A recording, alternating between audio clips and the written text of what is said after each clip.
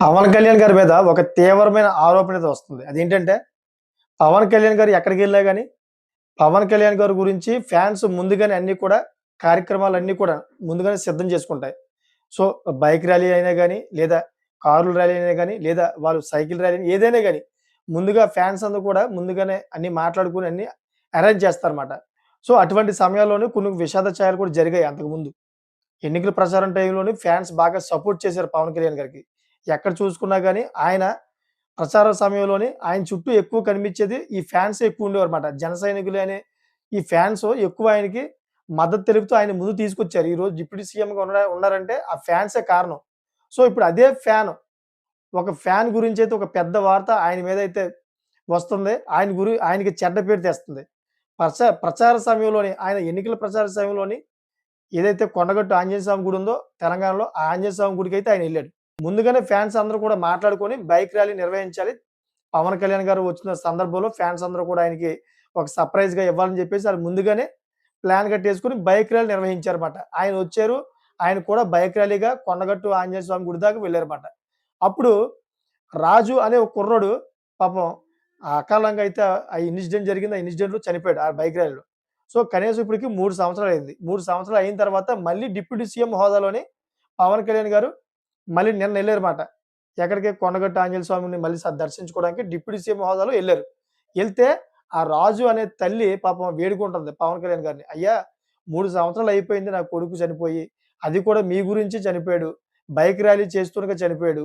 ఇప్పటి వరకు కనీసం మీ పార్టీకి సంబంధించిన కార్యకర్తలని గాని, మీరు గాని ఇప్పటిదాకా కనీసం ఒక పైసా కూడా మాకు ఆర్థిక సాయం చేయలేదు. ఇదేంటయ్యా మీ గురించే మీ మీద అవమానం పెట్టుకొని చనిపోయిన వ్యక్తిని ఇలాగే వదిలేస్తారని" చెప్పేసి ఆవిడ వేడుకుందమాట. అది చూసిన ప్రతి ఒక్కరు పక్కనున్న ఈవెన్ ఫ్యాన్స్ కూడా కన్నీటి పరవశమయ్యారన్నమాట. సో, పవన్ కళ్యాణ్ గారు ఇప్పటి వరకు కూడా అతని గురించి స్పందించలేదంట. కనీసం కార్యకర్తలు కూడా స్పందించలేదంట. మరి దీని మీద వ్యతిరేకంగా అయితే కొన్ని ఈ వార్తలు వస్తున్నాయి. అంతేకాకుండా పవన్ కళ్యాణ్ గారి గురించి ఫ్యాన్సే కదా ముందు ఉంటారు. మరి అటువంటి ఫ్యాన్స్ గురించి పవన్ కళ్యాణ్ గారు ఎంతో కొంత పట్టించుకోవాలి కదా! మరి ఆళ్ళ కుటుంబానికి ఎంతో కొంత ఆర్థిక సాయం చేయాలి కదా! అని చెప్పేసి ఇది వ్యతిరేకమైన విమర్శలొస్తున్నాయి. సో, దాని గురించి పవన్ కళ్యాణ్ గారు స్పందిస్తే బెటర్. ఎందుకంటే ఫ్యాన్స్‌లోని ఒక నమ్మకం పెరుగుతుందన్నమాట. సో, ఒకవేళ స్పందించిన పక్షంలోని ఫ్యాన్స్‌కి కొంచెం నమ్మకం తగ్గుతుంది. పవన్ కళ్యాణ్ గారి గురించే కదా మనం ఆయన మీద అవమానం పెట్టుకొని ఇప్పటిదాకా తిరుగుతున్నాం. అంటే మనలో ఎవరికైనా ఇటువంటి విషాద ఘటన జరిగితే పవన్ కళ్యాణ్ గారు పట్టించుకోరేమో అనే ఒక చిన్న మెసేజ్ ఎళ్ళిపోద్దన్నమాట ఆటోమేటిక్‌గా. సో, అందుకనే పవన్ కళ్యాణ్ గారు 100% దీని మీద స్పందిస్తే ఫ్యాన్స్‌లో ఒక నమ్మకం పెరుగుతుంది. ఒక బలం పెరుగుతుంది.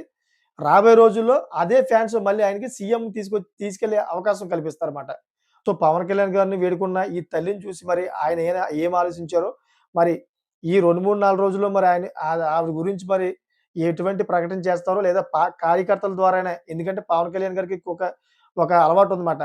తెలియకంట సాయం చేసే అలవాటుంది. ఎవరికీ తెలియనివ్వడమాట. ముందు సాయం చేసి ఆ తర్వాత వేరే వాళ్ళ ద్వారా తెలుస్తుంది. అటువంటి ప్రక్రియన చేపడతారో లేదో మరి వేచి చూడాలి. సో, మీకేమనిపిస్తుంది? పవన్ కళ్యాణ్ గారు ఇప్పటిదాకా పట్టించుకోవడం తప్పా? లేకపోతే ఇది తప్పుడు వార్త అనే దాని మీద మీరు కామెంట్ చేస్తారనుకుంటున్నాను. అదేవిధంగా ఈ వీడియో మీకు నచ్చినట్లయితే గనుక లైక్ అండ్ కామెంట్ చేసి సబ్స్క్రైబ్ చేసుకొని నన్ను సపోర్ట్ చేస్తారని కోరుకున్నాను. Thank for watching friends.